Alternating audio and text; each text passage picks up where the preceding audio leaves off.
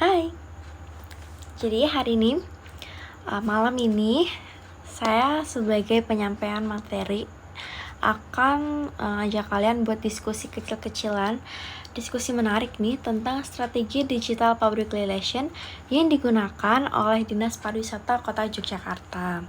Nah, sebelum kita masuk ke diskusinya, jadi rekan kami atau kelompok kami telah mengulik nih analisis digital public relationnya Dinas Pariwisata Jogja itu kayak gimana. Nah, yang mengulik itu ada Akmal Qodri dan Yasid Nurkholis.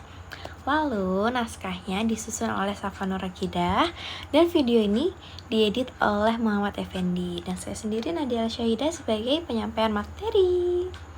Oke, tanpa lama-lama kita diskusi aja ya. Sebenarnya ini santai aja karena kita kan tahu ya, Jogja itu kota wisata, kota pelajar yang banyak banget wisatanya dan apa aja tuh ada. Nah, tapi tuh aku tuh penasaran kayak gimana sih cara mereka ngelola citra dan promosi di era digital sekarang, karena emang banyak banget nih, misalnya kayak Malioboro itu tuh di sosmed tuh udah mereka mungkin punya sosmednya sendiri ya, dan perputaran untuk kontennya tuh cepet, perputaran gimana sih mereka ngepromosinya tuh cepet gitu. Dan kita punya salah satu platform yang kita ulik, yang kita cari, itu penggunaan platform media sosial mereka, terutama di akun Visiting Jogja, @visitingjogja. Mungkin kalian bisa cari di Instagram, TikTok, atau YouTube ya. Tapi tuh mereka nggak cuma aktif sekedar aktif upload aja, tapi kontennya mereka itu ternyata teman-teman, kalau kita ulik ya, itu tuh mereka tuh merancang pakai pendekatan storytelling. Jadi tuh kontennya tuh visualnya kuat, terus gaya bahasanya tuh anak muda banget, kayak gaya bahasanya tuh Gen Z, Gen milenial gitu. Jadi kontennya nggak cuma monoton, tapi kontennya tuh bener-bener menarik mata, kayak ini kontennya lucu banget, kontennya bervariasi gitu. Terus sejalan banget sama teori digital PR yang kita diskusikan ya secara berkelompok, yaitu kita pakai teori two-way communication. Jadi kita pakai teori komunikasi dua arah ya.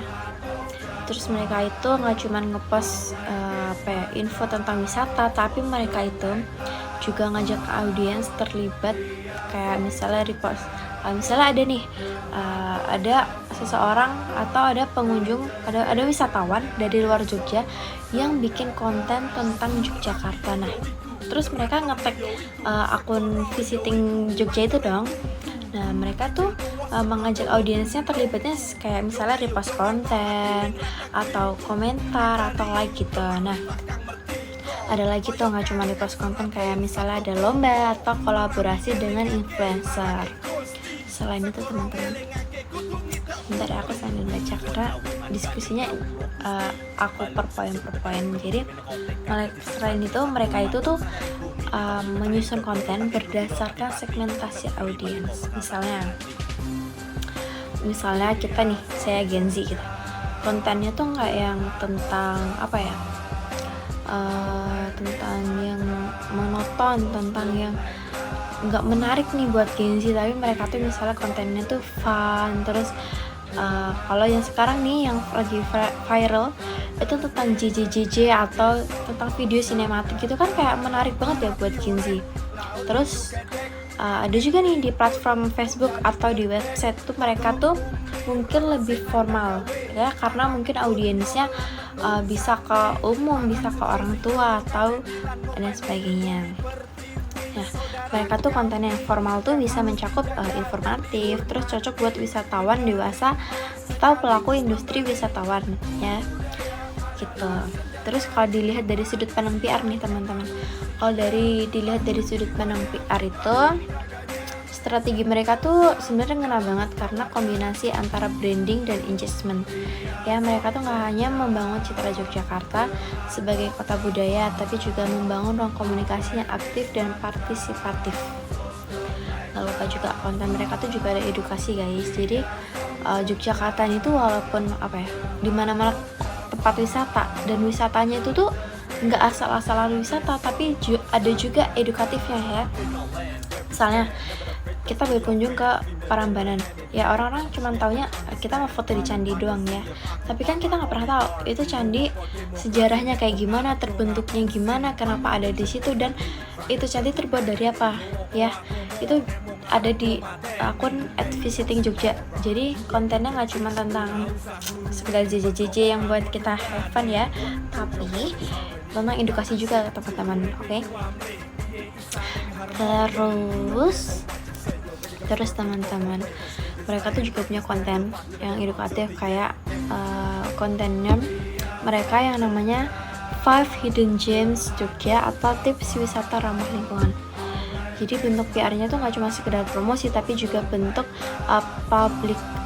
public trust dan citra positifnya pemerintah gitu teman-teman. Jadi nggak cuma menampilkan konten-konten sekedar Malioboro aja, tapi ya tentang sejarah-sejarahnya begitu.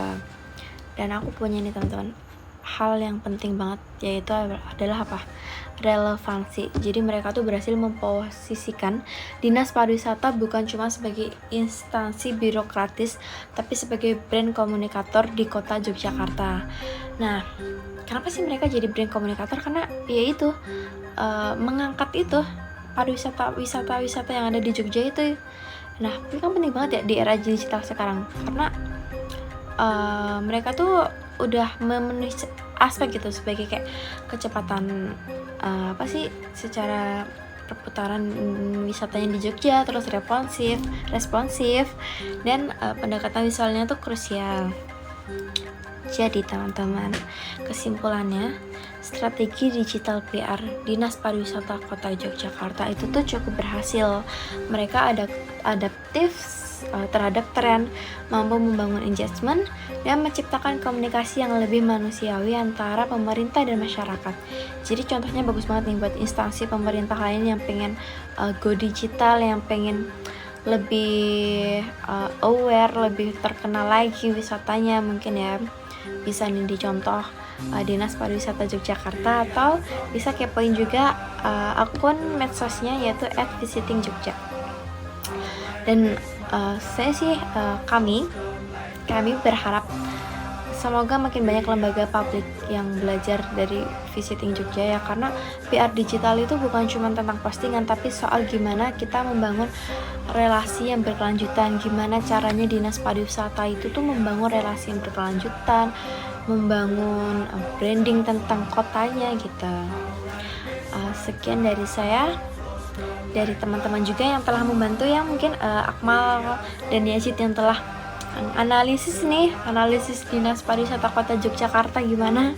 Terus ada Safahat nih yang mungkin membuat naskah ini, jadi saya bisa tahu tentang Yogyakarta, tentang gimana saya bisa menyampaikan kepada teman-teman tentang strategi PR-nya Kota Jogja. Dan yang terakhir kepada Muhammad Effendi yang telah mengedit video ini ya, dadakan. Jadi terima kasih sudah menonton diskusi saya. Sampai berjumpa di lain waktu. Terima kasih teman-teman. Balong sungsung ketiung kemi menekotek kata di sesanti satu membantu sanyaring bumi ditohi pecahing dodol taking ludiro ngatipati negeri merdeka bakal tak belani.